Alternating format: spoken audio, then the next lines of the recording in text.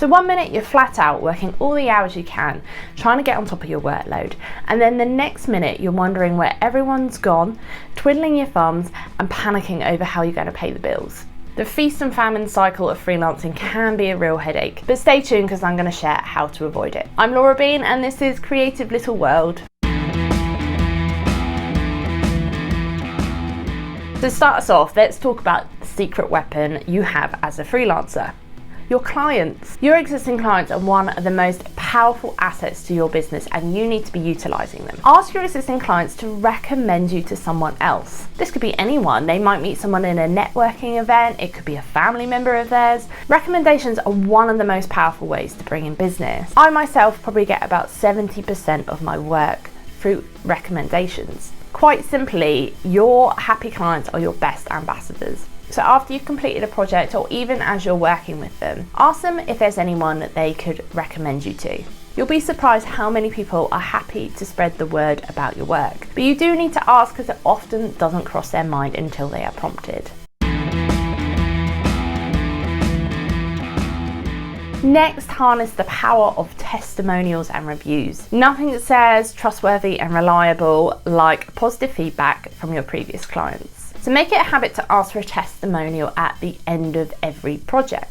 You can then showcase these on your websites, in your portfolio, on your social media channels. They are a really useful way to attract new clients. So just as I said with the referrals, if you don't ask, you don't get. So what I suggest is that you make this part of your offboarding process every time you work with a client. You could even set up a templated email, so this is just natural to send to them when you finish off. It includes asking them for a testimonial with a link to, say, your Google review or a LinkedIn recommendation, and that reminder that if they could refer some work your way, that would be fab. Upselling, guys. This is something freelancers either forget to do or they're perhaps too shy and feel like it's a bit salesy. However, as a freelancer, you've probably got a few other services that you could offer out and your client may not know about them. So here's your opportunity to tell them. So to give you an example, I'm a copywriter, so I write people's websites for them. The next step for me is to offer them my SEO optimized blog writing services because this really complements what I've already done for them and it's going to help drive more traffic to their lovely new website. And I can't assume that they know about the service already, so it's up to me to tell them. So what I suggest here is get a notepad and pen, write down each of your services and just do a little line and an arrow. What service could come after that one? So like I've just said, website copy can go to blog writing content. If you're a graphic designer, you might go logo design to business card design. So make a note of all your services and write down the obvious next step after you've completed that service. And I know selling is hard, but they're already working with you, so you've already got that relationship. And if you've got something that is actually going to help their business, then why would you not tell them about it? You're going to be really disappointed if the next thing you hear is that they're using someone else for a service that you could have provided. So tell them what you can offer them next because this is going to help the workflow continue.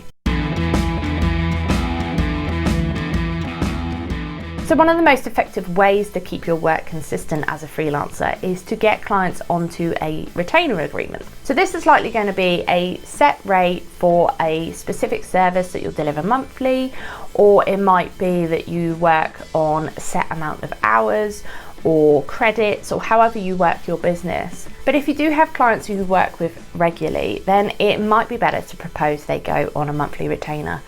This means that you both know where you stand, what's coming in and when it's coming in. Plus then your clients have reserved access to you and your services, which is worth its weight in gold. This one is a biggie, guys. You need to continually market yourself, even when you're busy. I know it's tempting when you're flat out, you're working really hard, you haven't got time to do all these extra bits and pieces, but it's really important because the moment that feast stops, you're going to hit the famine because you haven't got continual leads coming in. So you want to maintain visibility so you can keep your sales pipeline full. That way, when a project ends, you've already got the next one booked in. Even if you just schedule 30 minutes a day to write some social media posts or send out a bit of email marketing and go to a couple of networking events a month, just to keep yourself consistently promoted and your name out there. It's the best way to keep those leads coming in so you never have to go without.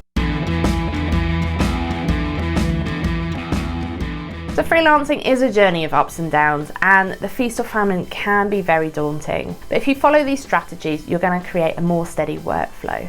And if you've got your own tips on how to avoid the feast or famine, I'd love to know. So please do drop a comment below, because you could be helping someone else as well. If this was helpful, please do give it a thumbs up, and don't forget to subscribe for more helpful content like this. And if you want more help running a freelance business, then I recommend checking out this playlist next. I'll see you next time.